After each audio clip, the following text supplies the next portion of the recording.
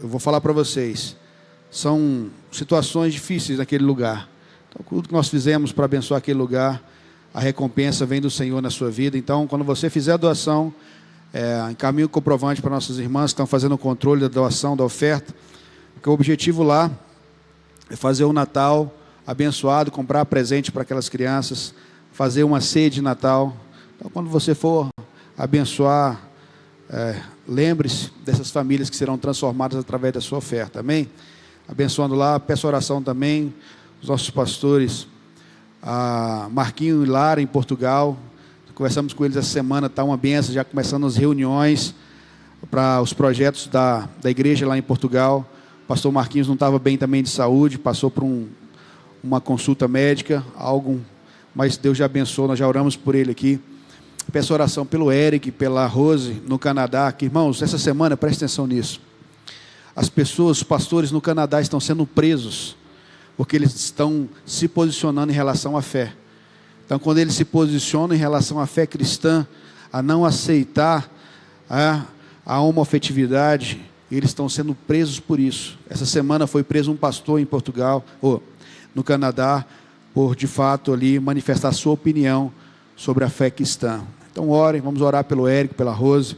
Eles estão ali, acredito que indo para os Estados Unidos, e Deus guarde eles naquele lugar. Então, nas suas orações, lembre desses irmãos. Vamos orar pelo pastor Gessivaldo, pastora Débora aqui em Onaí, todos os projetos da igreja. Quinta-feira agora nós temos a nossa formatura dos nossos cursos, e vai ser uma bênção. Todos os cursos aqui da igreja nós iremos nos formar no mesmo dia, que é quinta-feira à noite. Então convide seus amigos, os nossos adolescentes, curso Homem ao Máximo, Mulher Única, Maturidade Cristã, Habitudes, o CRAU. Então vai ser uma bênção. Então não falte na quinta-feira, quinta especial com a nossa formatura. Isso é muito gratificante. Então não fique de fora. Traga mais um nessa quinta-feira em nome de Jesus. Amém? Glória a Deus. Abra sua Bíblia no Evangelho de João, capítulo 14, versículo 6.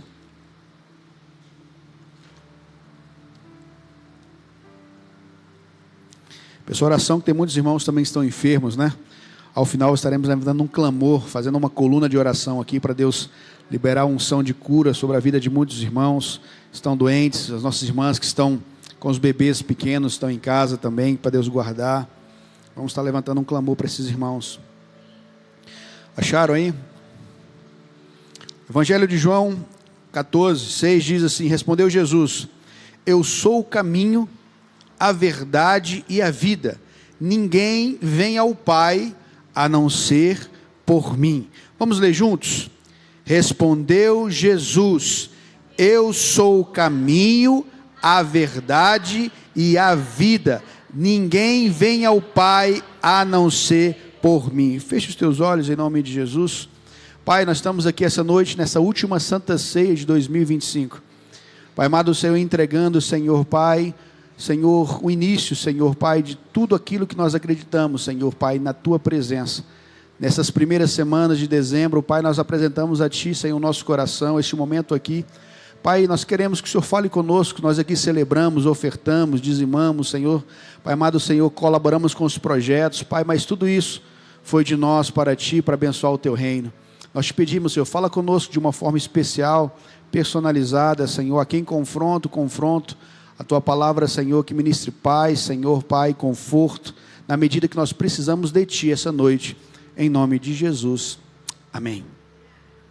Max Lucado, que é um grande escritor que eu gosto muito, norte-americano, ele vai falar o seguinte: a recompensa do cristianismo é o próprio Cristo. E o tema da nossa mensagem de hoje é: quando Cristo governa a nossa vida. Pergunte para o seu irmão: quem governa a sua vida? Pergunte para ele: quem governa a sua vida? Quem tem governado você? Quem tem governado o seu coração? Quem senta no trono do seu coração governa a sua vida. E eu pergunto: pastor, como eu sei quem governa a minha vida? Pelo fruto, por aquilo que eu estou produzindo como cristão. A palavra cristão, nós falamos ontem no café de integração, não é uma palavra religiosa. Cristão é pequenos cristos. É você ser imitador de Cristo, você ter uma vida que condiz com as Escrituras, com o manual do fabricante. Deus nos deixou um manual de vida, sim ou não? Sim. E você tem seguido esse manual? É como você comprar um objeto que você não conhece perfeitamente. O que você faz quando você não conhece? Vai lá no manual, porque o manual do fabricante vai dizer como aquilo vai ser utilizado. Quando nós compramos esse microfone aqui, vem um manual nele. E nós lemos o manual, como é que faz a sincronização, como é que faz para colocar as pilhas, como deve ser o uso para garantir ali uma continuidade do aparelho. Então o manual vai dizer como aquele objeto deve ser usado. Nós, como cristãos, nós somos lavados e remidos pelo sangue de Jesus. Quem nos criou? O nosso Deus. E Ele deixou para nós um manual que está aqui, que é a Bíblia Sagrada. E esse manual é para nos guiar, é para nos mostrar como nós devemos nos comportar como cristãos. Aqui tem lição para tudo, tem lição para a vida familiar, para a vida amorosa, para a vida financeira, tudo está aqui. Então eu pergunto, quem governa a sua vida? É uma pergunta poderosa.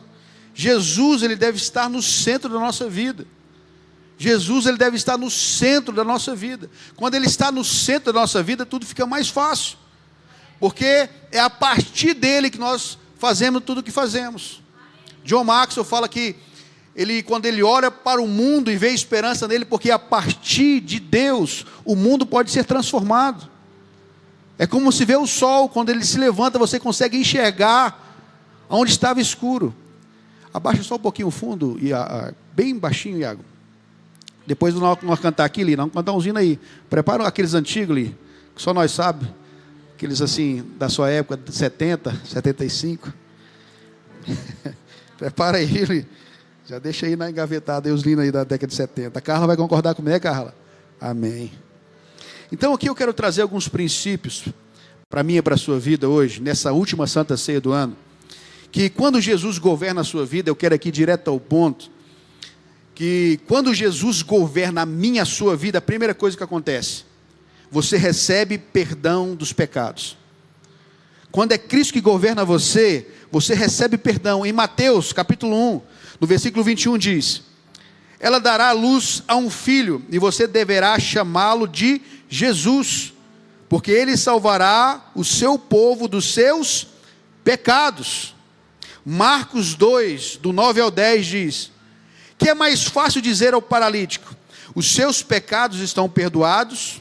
Pode pôr aí, Anne, quando falar o versículo, para acompanhar. Marcos 2, 9 ao 10. Que é mais fácil dizer ao paralítico, os seus pecados estão perdoados, ou levanta-se, pega a sua maca e ande. Mas para que você saiba que o Filho do Homem tem autoridade para perdoar pecados, disse ao paralítico, eu lhe digo, levanta-se, pegue a sua maca e vá para casa. Aqui é uma verdade sobre a confissão dos pecados.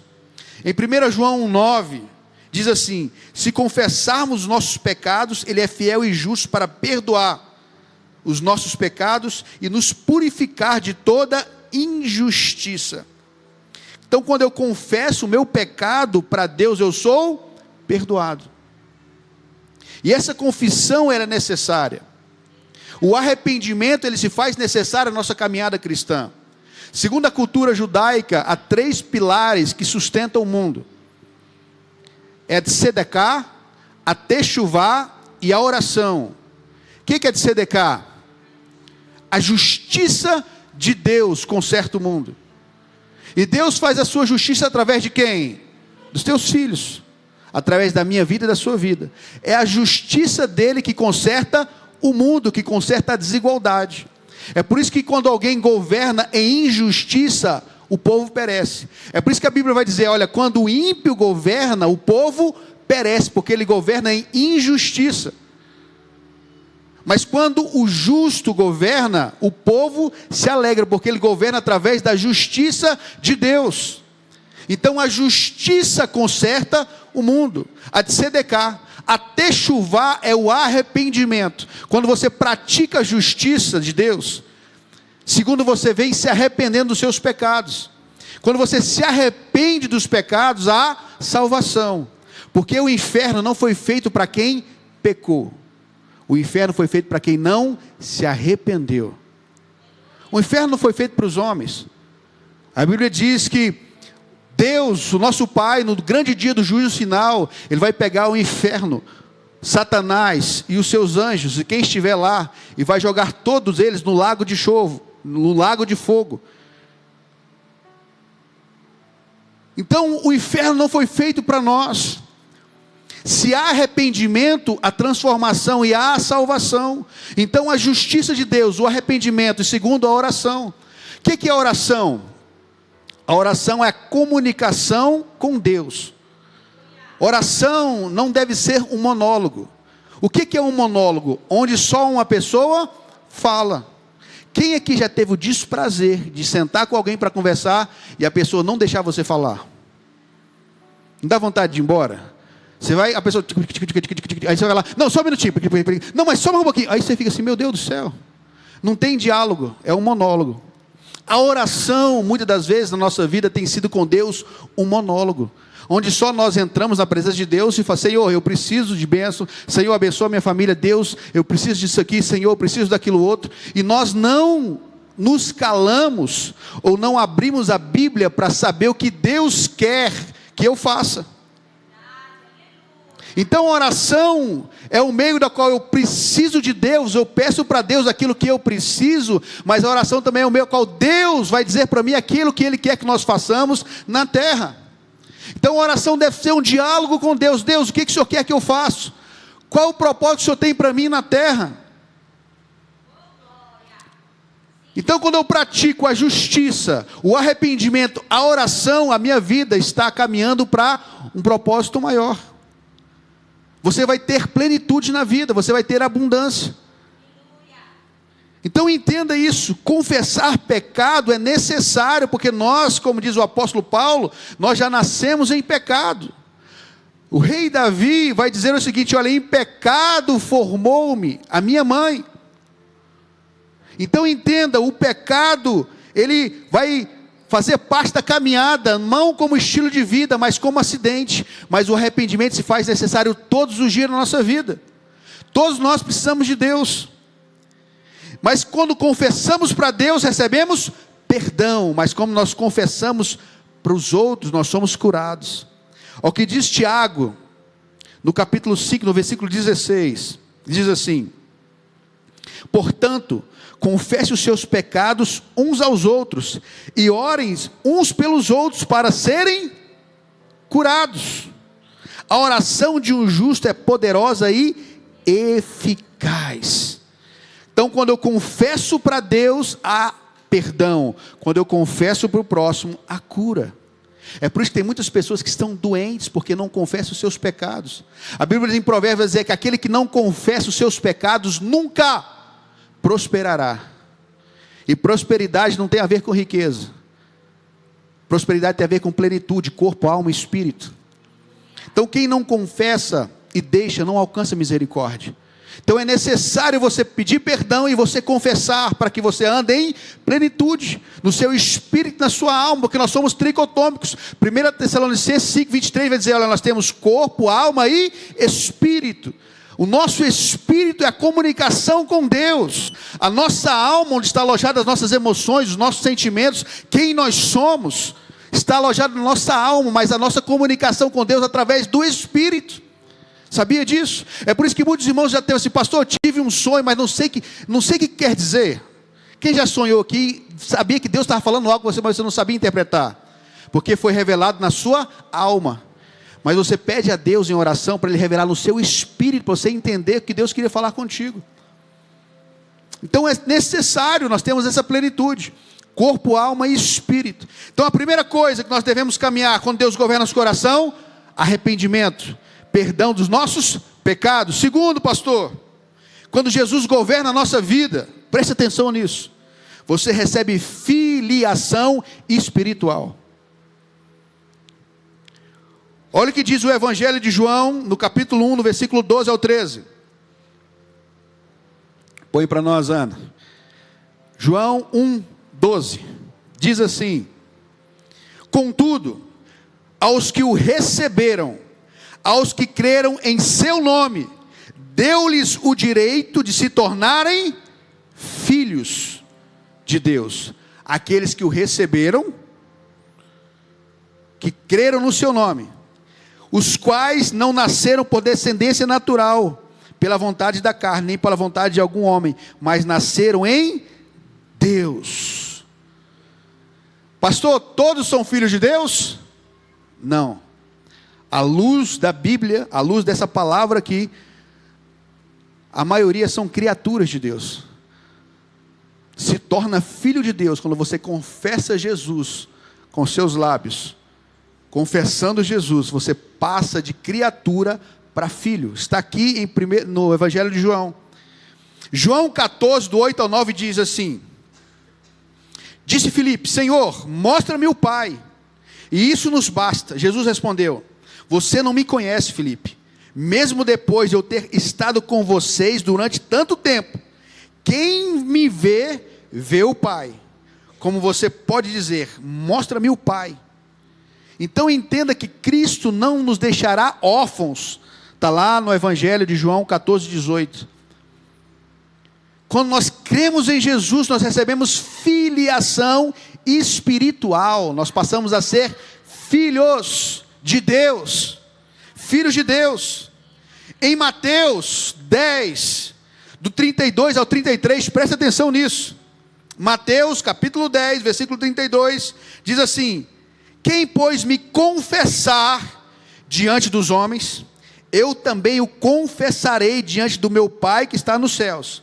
Mas aquele que me negar diante dos homens, eu também o negarei diante do meu Pai que estás nos céus. É necessário que nós confessamos a Cristo publicamente, para que Cristo receba a nossa vida no dia do juízo. Isso é muito sério.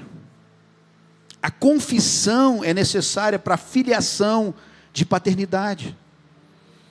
Tem muitos que são criaturas, estão dizendo que são filhos de Deus e não são. É por isso que a Bíblia em Apocalipse vai dizer, olha, quando chegar aquele grande dia, a pessoa diz, olha, eu falei no seu nome. Ah, eu expulsei demônios em seu nome. Eu estava na igreja. Mas a despeito disso, não entrará no reino de Deus. O Pai vai dizer, maldito, eu não vos conheço. Que palavra você quer escutar diante daquele dia? Terão duas palavras: maldito, eu não vos conheço. A outra, vinde bendito do meu Pai, entrai no gozo do seu Senhor. O céu é real, o inferno é real. Pastor, e como eu sei? Quem te governa? Quem governa a sua vida? Quem governa o seu coração? Então, quando você confessa a Cristo como seu único, exclusivo Salvador, você recebe filiação espiritual, você passa de condição de criatura para filho. Entende isso?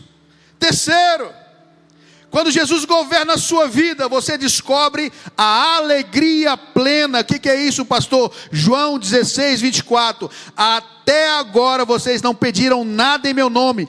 Peçam e receberão, para que a alegria de vocês seja completa.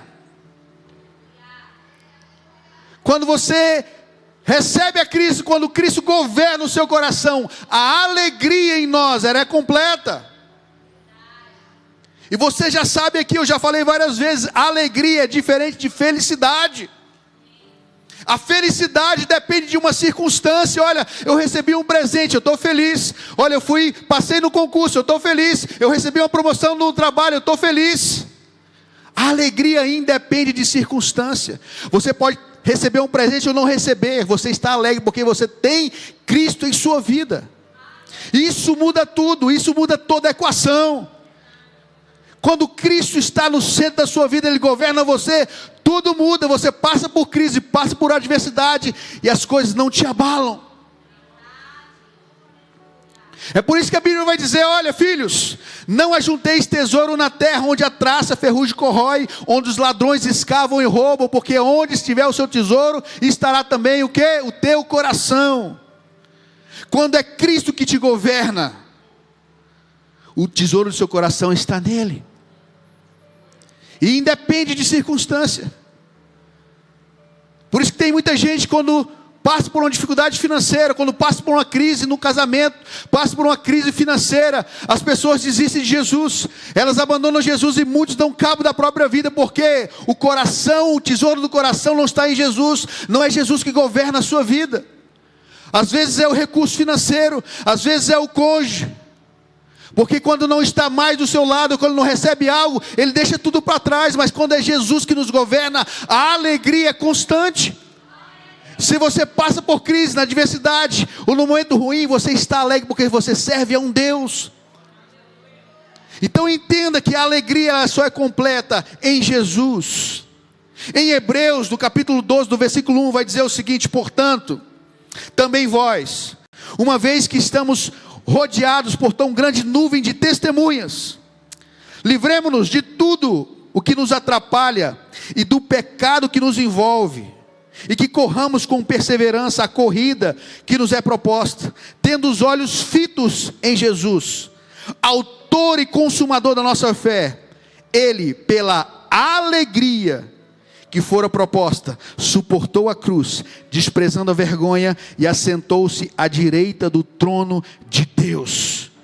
Jesus está chamando você hoje para a alegria. Entenda essa palavra hoje: alegria, alegria. Há esperança para nós. Então entenda que quando Cristo governa a sua vida, o seu coração, nós somos alegres, e um coração alegre, ele formoseia o rosto. Você já viu uma pessoa quando ela está entristecida, como é que fica o rosto? Mas a Bíblia diz que o coração alegre, ele traz formosura ao rosto. Então entenda isso essa noite. Quarto, quando Jesus governa a sua vida, você desfruta de paz interior. O que é isso, pastor? Evangelho de João, capítulo 14, versículo 27 diz: deixo-lhes a paz, a minha paz lhes dou, não a dou como o mundo a dá. Não se perturbe os seus corações, nem tenham medo. A paz de Cristo arranca do nosso coração o medo. E o medo não é um sentimento. Não. O medo é um espírito. A Bíblia em Josué diz que Deus não nos deu um espírito de medo, de temor, de covardia, mas de força. Então quando você estiver com medo, eu estou com sentimento de medo, não é sentimento, é um espírito. Repreende em nome de Jesus. Repreende o espírito de medo da sua vida em nome de Jesus. João 16:33 diz: olha, eu lhes disse essas coisas para que em mim vocês tenham paz. Nesse mundo vocês terão aflições, contudo tenham ânimo, eu venci o mundo. A paz se faz necessária nos tempos de hoje. O doutor Augusto Cury, que é um psiquiatra, escritor, ele vai dizer o seguinte: você não pode dar um cartão ilimitado para suas emoções. O coração é enganoso.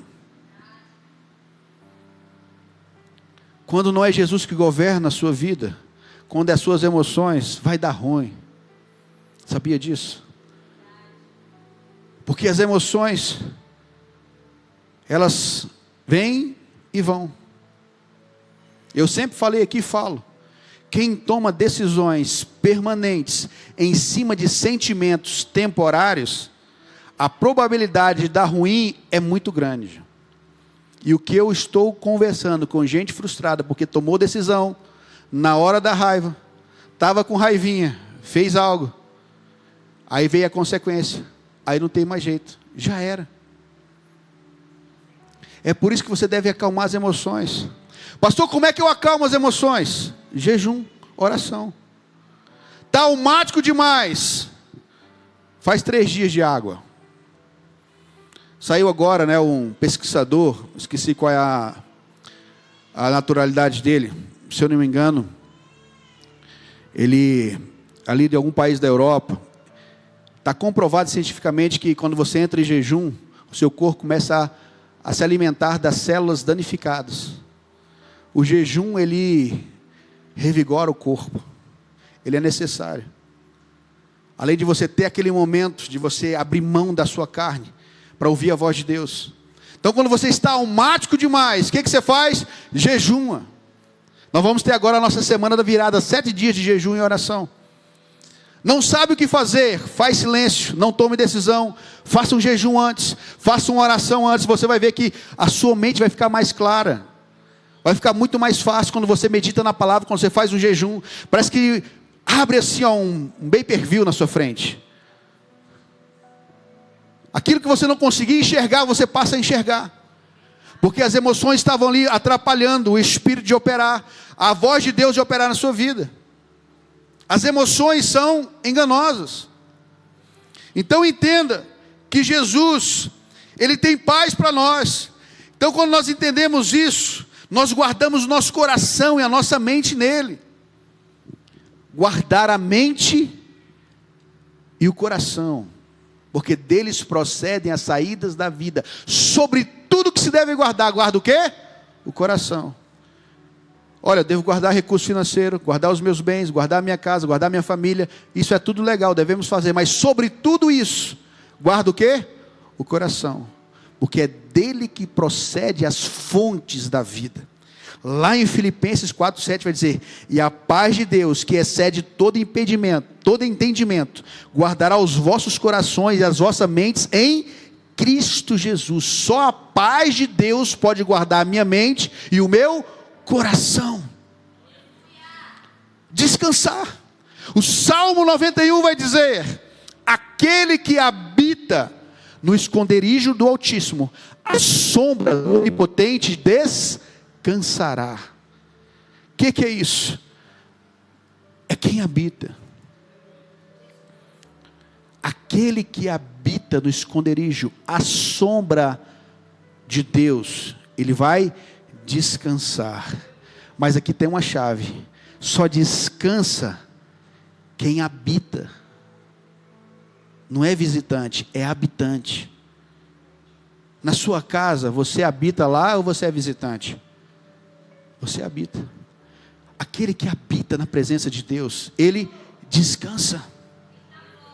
Essa paz guarda a nossa mente e o nosso coração. É por isso que tem gente adoecendo emocionalmente. A indústria farmacêutica está lucrando bilhões com psicotrópicos para pessoas que estão sofrendo de doenças psicossomáticas nas emoções, porque é a ausência da paz de Cristo. Pastor, o senhor é contra? Não, não sou contra. Aqui nós temos psicólogas na igreja que faz atendimento psicológico. Às vezes nós precisamos liberar as emoções, estamos ali com as emoções ali fora do lugar, e esses personagens vão nos ajudar a colocar as emoções no lugar, mas entenda que é um período transitório, não é permanente. O nosso corpo, ele foi feito por Deus para se autocurar. É nós que não damos tempo para isso. Pastor, como eu faço isso? Habitando no esconderijo, buscando a presença, justiça, arrependimento, oração. Quando eu pratico isso, o nosso corpo começa a produzir isso em nós, e nós nos autocuramos. A chave está onde, pastor, o senhor está falando? Aqui. Então é isso que nós precisamos. A paz de Deus guarda o nosso coração e a nossa mente. A paz de Jesus conduz a direção e sabedoria. A direção da nossa vida vai vir através da paz. Olha o que diz em 1 Coríntios 14:33. Deus não é Deus de confusão, mas de paz. Põe lá, Anne. 1 Coríntios 14:33. Deus não é Deus de desordem, mas de paz. Aonde tem confusão, Deus não está. A Bíblia diz que aonde há confusão, há toda espécie de males. Então se você vai fazer algo e está em confusão, Deus não está lá. Você vai fazer uma aliança, cuidado. Cuidado com as alianças. Porque você vai fazer uma aliança com alguém, e esse alguém tem os seus mesmos princípios, os seus mesmos valores. Porque depois que você fizer a aliança, meu amigo, aí é difícil. Você vai sofrer o dano. É por isso que a Bíblia vai falar de jugo desigual. Jugo é uma canga que coloca nos bois, às vezes nos jumentos, para poder arar a terra. Quando um boi é menor do que o outro, o jugo fica desigual, machuca, traz sobrecarga sobre o outro. Mas quando eles são equilibrados, tem o mesmo peso, mesma altura, eles vão caminhando. Julgo desigual, você está aliançado com alguém que não tem os seus princípios, seus valores. Aí você faz aliança, não pergunta para Deus, não pergunta para a pessoa, quais são os seus valores? Você tem valores cristãos? Tenho. Você honra o Senhor com a sua fidelidade? Honro. Aí você começa a fazer perguntas poderosas. Aí você evita problemas, você evita coisas terríveis. Então entenda que a paz de Cristo vai conduzir a direção e a sabedoria. A paz de Cristo fortalece a comunhão com Deus e com os outros.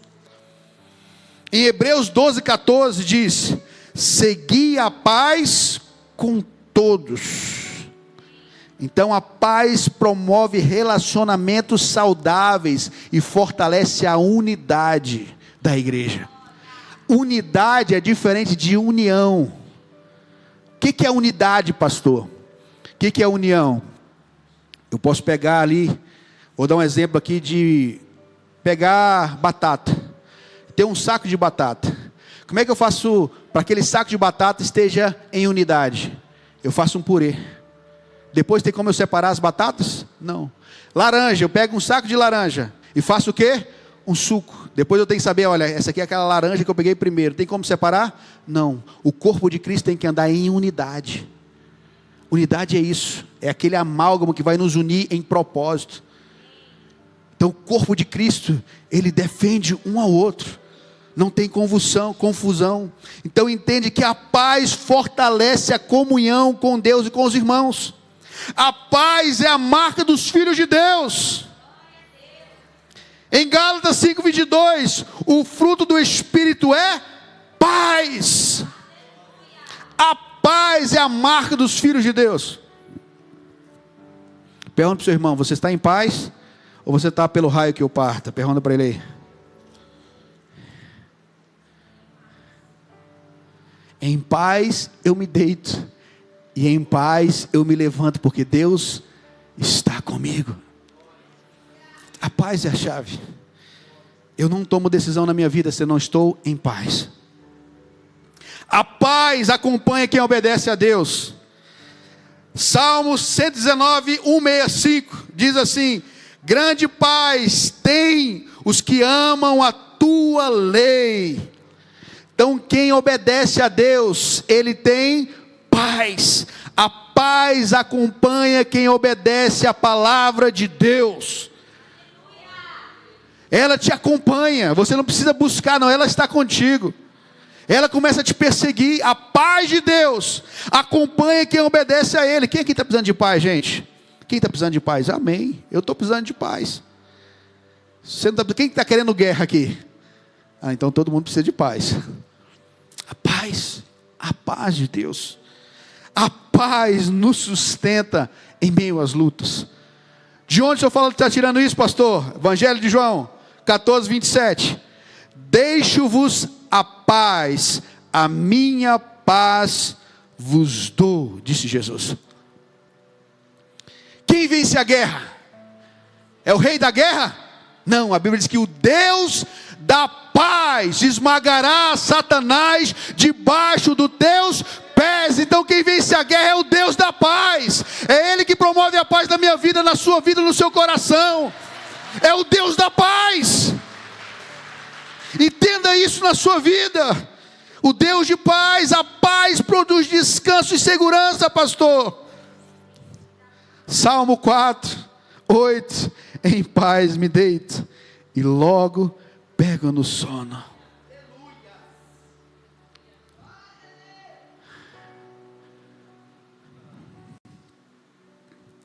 Mais um pouquinho sobre paz. A paz abençoa a vida como um todo. Números 6:26. O Senhor sobre ti o seu rosto te dê a paz. A paz traz cura interior. Onde? Colossenses 3:15. A paz de Cristo, pelo qual também fostes chamados. Onde a paz de Cristo entra, feridas começam a ser restauradas.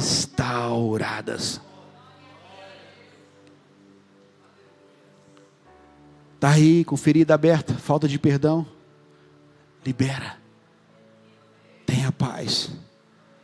Sabe o que é mágoa? Sabe o que é ressentimento? As pessoas que carregam mágoa são amarguradas. Aquelas pessoas que estão bebendo veneno, esperando que o outro morra. Isso é mágoa, isso é ressentimento. Essas pessoas não têm paz. Ela carrega o seu algoz dia e noite, porque te feriu, porque falou algo contra você, e você não consegue liberar, porque você não está tendo paz. Mas a palavra de Deus para você hoje é: libere perdão. Libere perdão para quem te ofendeu. Peça perdão para quem você ofendeu, para você ter paz. E para fechar aqui, a paz. A paz prepara o coração para ouvir a voz de Deus. Salmo 46:10. Aquietai-vos e sabeis que eu sou Deus. Tenha paz nessa noite. Quando Cristo governa a sua vida, você encontra proteção contra as trevas. João 8:12. João 8:12 diz, falando novamente ao povo, Jesus disse: eu sou a luz do mundo. Quem me segue nunca andará em trevas, mas terá luz da vida. Preste atenção aí. Diz assim, falando novamente ao povo, Jesus disse: eu sou a luz do mundo. Quem me segue nunca andará em trevas. Luz e trevas. A palavra conhecimento e ignorância na Bíblia, na sua tradução original, significa luz e trevas. A palavra conhecimento significa luz. Então pense comigo: conhecimento, luz. Luz, Jesus. Porque a Bíblia diz que Jesus é o quê? A luz do mundo. Então, de novo, conhecimento, luz. Luz, de novo, vamos juntos. Conhecimento, luz. Agora, antagônico a isso, a palavra ignorância, na sua tradução original, significa trevas. Jesus é a luz do mundo, mas quem é o príncipe das trevas? Satanás, o diabo. Conhecimento, luz, Jesus. Ignorância, trevas, diabo. Ignorância, trevas, diabo. Então, quando você reconhece Jesus como seu Salvador, você começa a andar em justiça, você começa a estar debaixo da luz, da luz. É por isso que a Bíblia diz, olha, o meu povo perece porque lhe falta conhecimento. Essa palavra conhecimento é luz, é Jesus. O meu povo perece porque não tem Jesus. Essa é a tradução. Quando você não lê a Bíblia, você está sobre ignorância. A palavra ignorância é trevas. Então quem é ignorante está sob o domínio do diabo. É por isso que aqui na igreja nós incentivamos você a ler a Bíblia. Nós queremos pessoas aqui bobas, não. Com conhecimento, com senso crítico, para você saber onde você está pisando, o que você está fazendo, onde você está investindo. Porque conhecimento é luz, Jesus. É o diabo que gosta de gente ignorante. Entende? Porque ele vai por todo vento de doutrina. Então o ignorante, ele está feliz com tudo. Opa! O Vale Gás, vamos votar. Porque eu tenho Vale Gás, você está me entendendo aqui? Não vou, porque eu estou sendo filmado, não quero ser processado. Então que quem tem conhecimento, ele precisa entender que não é os vales, que não é os auxílios, não. É aquele que dá condição para você trabalhar, ganhar o seu salário, sustentar a sua casa, abençoar a sua família. Então, quanto mais ignorante a pessoa é, mais o diabo gosta. Então, cuidado com o que você está vendo na internet.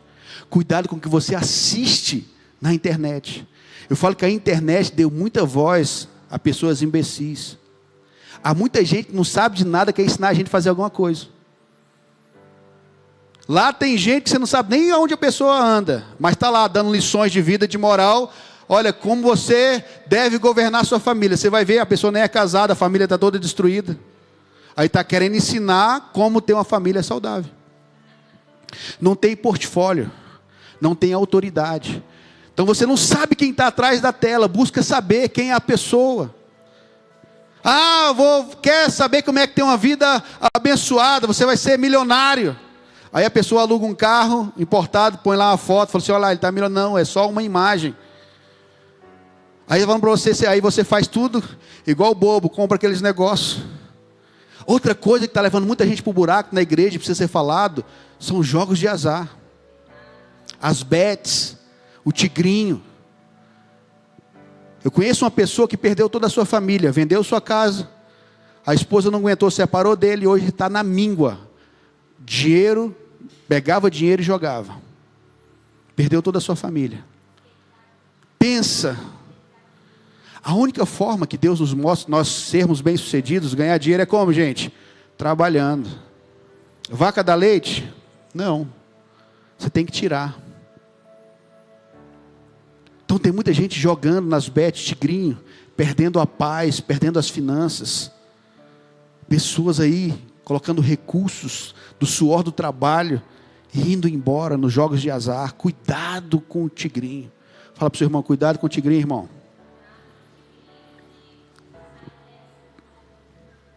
Então você encontra proteção das trevas. Bill Johnson, ele diz assim, eu não posso me dar o luxo de ficar impressionado pelo diabo. Não. Em 1 João 5,18, sabemos que todo aquele que é nascido de Deus não está no pecado, mas nasceu de Deus e Deus o protege. E o maligno não o toca, não o atinge. Aquele que é nascido de novo está em Cristo. O diabo não pode atingir, a não ser que Deus permita isso. Quando você está lavado pelo sangue de Jesus, o diabo não pode fazer nada contra você, a não ser que Deus fale assim, olha, nele não toca. É como a vida de Jó, o diabo queria pegar Jó. Ele falou assim, olha, eu vou permitir, Jó, vou permitir, Satanás, que você toque na vida de Jó. Então se você serve a Deus, você está blindado por Deus. Mas é só você pegar a Bíblia e ficar sussurrando com o mantra, pegar a Bíblia, aquele que habita no esconderijo do Altíssimo, o Senhor é meu pastor, é só isso? Não, vocês têm que cumprir a palavra. Não adianta você pegar a Bíblia, colocar num amuleto lá na sua sala, na sua estante, abrir no Salmo 91, deixar lá, o demônio não vai, não, o demônio ele sabe a Bíblia mais do que você, pode ter certeza disso. A diferença está quem pratica, quem obedece esses mandamentos. Quem fala assim, olha, aquele que tem os mandamentos e os guarda, esse é o que me ama. Então quem ama a Deus, aprova você ter esses mandamentos e o guarda. Então não se impressione com a retórica de ninguém, se impressione com a vida que ele leva com Deus. A santidade não é medida através da pessoa estar parecendo, não, mas na sua humanidade. Quanto mais humano a pessoa é, mais santo ela se torna, porque ela começa a parecer com Jesus. Como é que Jesus demonstrou a sua santidade na sua humanidade? Ele desceu dos céus, serviu as pessoas, ajudou as pessoas. Mas a fé não é somente as obras. A salvação não vem pelas obras. As obras fazem parte da vida do crente. O que vai nos salvar é uma vida de santidade. Entenda isso essa noite. E para finalizar, quando Jesus governa a sua vida, você conhece a real prosperidade. Filipenses 4,19. E o meu Deus, de acordo com as gloriosas riquezas que Ele tem para oferecer por meio de Jesus Cristo. Essa palavra aqui, coloca aí, Anne, por favor. Filipenses 4,19. A versão que eu estou lendo é a nova tradução da linguagem de hoje. E o meu Deus, de acordo com as suas gloriosas riquezas, que Ele nos tem para oferecer por meio de Jesus Cristo, lhes dará tudo o que vocês precisam. Prosperidade é você ter plenitude, é você ter recurso financeiro, mas você ter paz. Você ter uma cama luxuosa, mas você ter um lugar para dormir em paz. Eu conheço pessoas, visito muita gente, tem pessoas que têm tudo e não tem paz, porque tomou decisões erradas, fez coisas erradas na vida. Cuidado, queridos, com as pessoas que vocês se relacionam. Seja intencional nos seus relacionamentos. Eu já falei para vocês aqui, em 2010, eu queria que a minha vida fosse transformada. Eu não vou falar isso por conta, não, eu quero falar para você entender. Eu nunca bebi, eu nunca fumei, eu não sei qual é o gosto que tem isso. Mas na minha vida tinha amigos que chamavam para mesa de bares. Em Brasília eu morava sozinho, ali no Cruzeiro. E muitos amigos falavam, vamos ali no barzinho. Eu sentava lá, mas eu não bebia, mas ficava naquele ambiente, sabe? De bagunça, música mundana. E a minha vida não prosperava. Eu não ia para frente. Falei, Deus, eu preciso mudar minha vida. E Deus falou comigo poderosamente. Eu escutei a voz de Deus nitidamente. Falou, seja intencional nos seus relacionamentos. E eu falei assim, eu preciso mudar. Eu comecei a buscar pessoas que estavam mais longe do que eu. Pessoas que tinham alcançado a plenitude, a prosperidade em Deus. Tinha um pastor que era o meu discipulador. Ele não tinha tempo. Sabe o que eu fazia?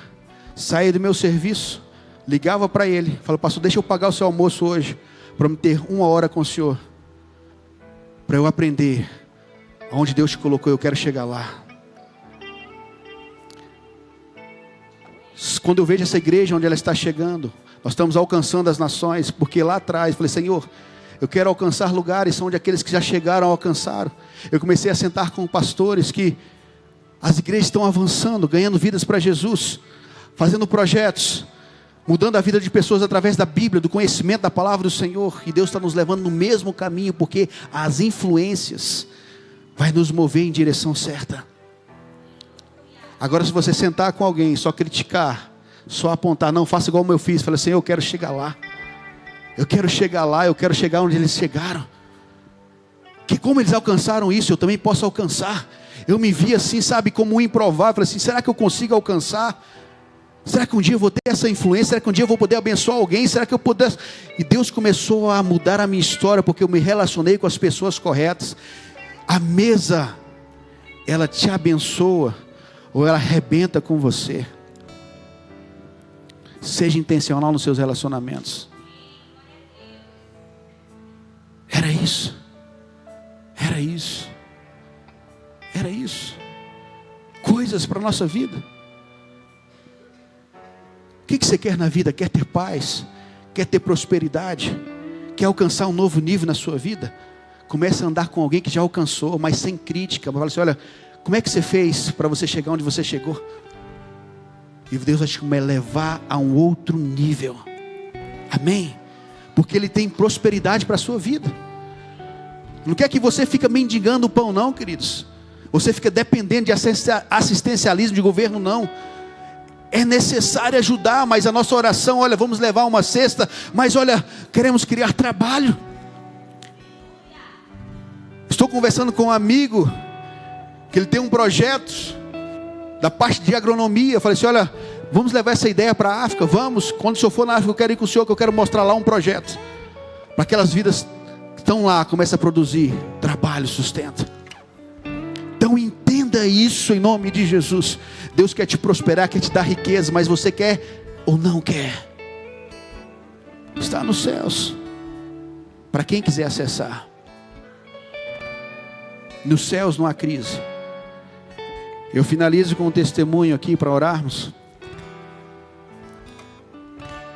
Há 4 dias atrás eu estava conversando com uma pessoa. Essa pessoa começou a falar comigo, evangélico. Eu não concordo com as igrejas, com as pessoas. Eu falei, com o que, meu filho, você concorda? Eu estava lá ia no colégio militar. Ela me para, comecei a conversar com ela. Eu não concordo, porque as igrejas têm estruturas luxuosas. Eu não sou bobo, né? A gente quer, assim, da lida, sabe, né? Minha avó fala, com sacudir da canga, o boi sabe para onde está indo. As igrejas que põem estruturas grandes, telões, confortáveis, cadeiras, e pessoas passando fome na rua, isso é injustiça, a igreja tem que fazer isso. Ele foi falando, e foi vociferando, e criticando. Eu critico pessoas, tem amigos que estão comprando carrões, e não estão ajudando pessoas, e tudo, e falou para mim uns 10 minutos, aí eu falei, você está falando de quem? É de você? Deixa eu te falar, Deus não tem crise no céu. Como assim, pastor? Se Deus tem um recurso para ajudar as famílias necessitadas, vai acabar o recurso, porque Ele não vai ter para comprar uma cadeira confortável, para uma estrutura na igreja. Não, o céu é ilimitado, depende de quem acessa, a maturidade de quem acessa. Ele estava vomitando a alma, porque é uma pessoa infeliz, estavam em mesas erradas, companhias erradas, frustrado na vida, e começa a criticar os outros. Então o que ele critica não é o que está acontecendo com o outro, é porque a sua lente está contaminada, porque onde ele senta, a mesa que ele senta só tem fracasso, crítica, apontamento. Falei assim, ó, sai da mesa onde você está, começa a andar assim, começa a agir dessa forma, você vai ver que Deus vai fazer na sua vida o que está acontecendo lá fora na vida dos outros. Ele falou 10 minutos, em 1 minuto eu dei uma palavra para consertar a vida dele. Cuidado com quem você anda, com quem você fala, porque isso vai nortear o seu coração. Fique de pé em nome de Jesus. Você entendeu essa palavra? Blaise Pascal, matemático, escritor, físico, inventor, filósofo, teólogo francês, ele diz: fora de Cristo não sabemos o que é nossa vida, nem nossa morte, nem Deus, nem nós mesmos. Ou seja, sem Jesus você não tem direção. Quer ter uma vida abundante, quer ter uma vida abençoada, quer ter uma vida próspera, Jesus pode entregar a você. Feche os teus olhos, eu quero orar por você essa noite. Eu não sei na mesa que você tem sentado, eu não sei as pessoas que você tem se relacionado, mas se você quer mudar de vida, deixa Jesus governar a sua vida. Para de ser um crítico feroz da vida do outro. Começa a buscar o que Deus tem para você. Se Deus fez na vida do outro, Ele pode também fazer na sua. Se Deus está fazendo na igreja do outro, Ele pode fazer na sua. Então começa a buscar Deus essa noite. Feche os teus olhos, eu quero orar com você. Pai, está aqui a sua igreja, está aqui, Senhor Pai, este povo reunido, Senhor, neste lugar, clamando o teu nome. Pai, seja o Senhor, o Cristo, que governa a nossa vida, porque governando o nosso coração, nós sabemos para onde nós vamos. Pai, mas nós precisamos avançar nessa cidade cristalina, precisa saber mais do Senhor, Pai. Nós somos tão poucos, mas nós queremos orar por uma cidade inteira, em nome de Jesus. Pai amado, que 2026 seja um ano próspero, abundante, um ano de realizações, conquistas, Senhor Pai, sobre o teu povo.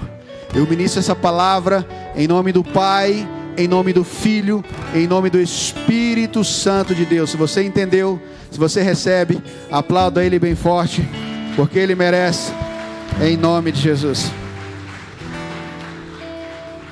Tem alguém aqui que quer reconciliar com Jesus?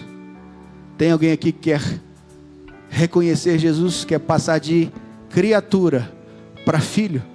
Confessar aquilo que nós lemos aqui, para começar uma nova vida? Tem alguém que quer tomar essa decisão hoje? Aqui à minha direita.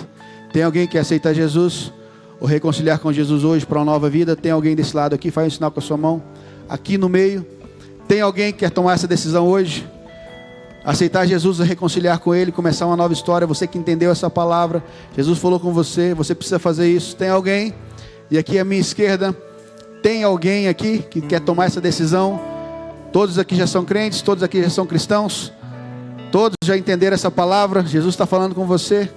Tem alguém aqui, vou perguntar a última vez, para encerrar esse momento. Tem alguém aqui que quer reconhecer Jesus como seu único, suficiente Salvador? Pode louvar Ele. Quantas pessoas? Sim, Deus. Nós estamos aqui, Senhor Pai, em igreja, reconhecendo que o Senhor é Deus das nossas vidas. Pai amado, em nome de Jesus, seja o Senhor que nos governa. Senhor Jesus, eu não quero ser igual. Declara ao Senhor, renova.